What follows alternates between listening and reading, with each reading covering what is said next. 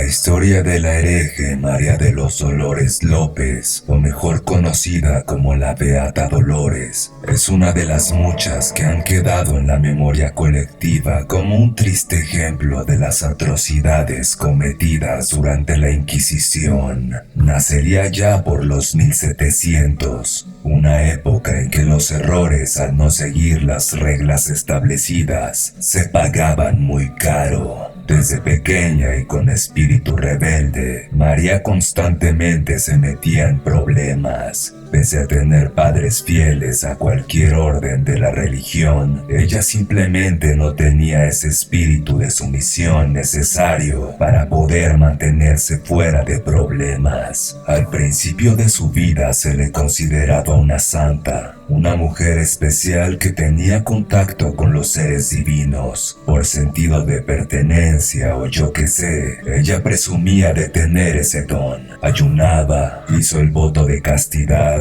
e incluso usaba un artefacto llamado silicio.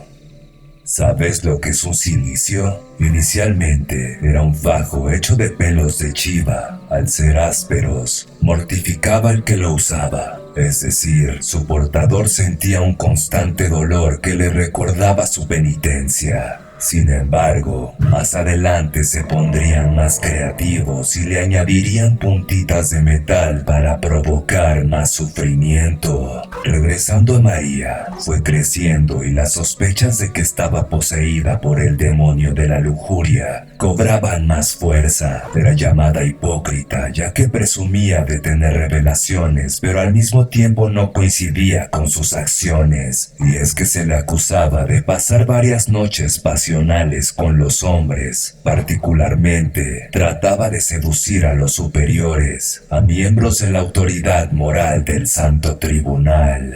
Uno de los directores, según dicen los documentos originales que relatan este evento de la Inquisición, fue obligado por María a que la azotara mientras se tocaba de maneras impuras, diciendo que su ángel custodio le había dicho que por cada azote recibido del director sacaría un ánima del purgatorio. Ustedes saquen sus conclusiones. Hay un fragmento de los escritos donde uno de los directores es expuesto ya que se dejó llevar por sus más profundos y retorcidos deseos. Eran tiempos en los que desgraciadamente el peso de la hipocresía recaía sobre los más vulnerables.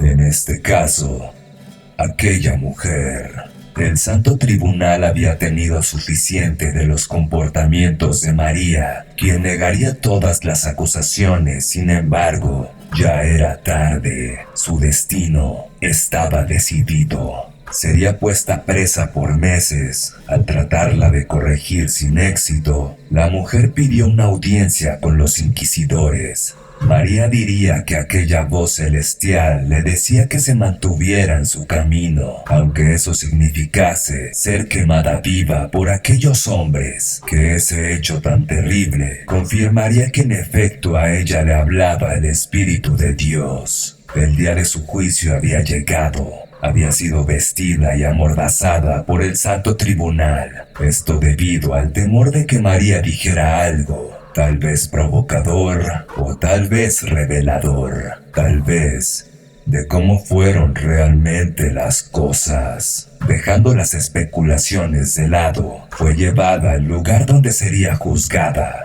Evidentemente, las personas querían ser testigos de la desdicha de aquella mujer. Al ser ciega, era llevada de los brazos mientras la gente quedaba atónita por su aspecto. En sus últimos momentos de vida, mostraría un arrepentimiento que a todos convencería. Esto le ayudaría a no ser quemada viva, sino antes de consumirse su cuerpo en las llamas del Santo Tribunal, iría al patíbulo del garrote, a ser privada de su vida y no sufrir una lenta y dolorosa muerte. Una vez dio su último suspiro, su cuerpo sería quemado. Giordano Bruno desde joven demostró ser un pensador inquisitivo, cuestionando muchas de las creencias religiosas y filosóficas de su tiempo. Fue ordenado como fraile dominico en su juventud, pero pronto abandonó el monasterio y comenzó a viajar por Europa, donde se convirtió en un filósofo y escritor prolífico. Defendía la idea de que el universo era infinito y que existían otros planetas habitados por seres inteligentes, una creencia que se consideraba herética en el momento en que vivió. También rechazó la idea de que la Tierra era el centro del universo y propuso una teoría de que la Tierra giraba alrededor del Sol. Bruno regresó a Italia en 1591 y fue acogido por el noble Giovanni Mocenigo, quien se dice lo traicionó por sus ideas y escritos, delatándolo con el Santo Oficio. Finalmente, sería arrestado por la Inquisición en 1592, culpándolo, entre otras cosas, por afirmar la pluralidad de los mundos. Estaba ya muy avanzado para la forma de pensar que tenían en esos tiempos. Como dato curioso, Giovanni Mocenigo aparece en el videojuego Assassin's Creed 2.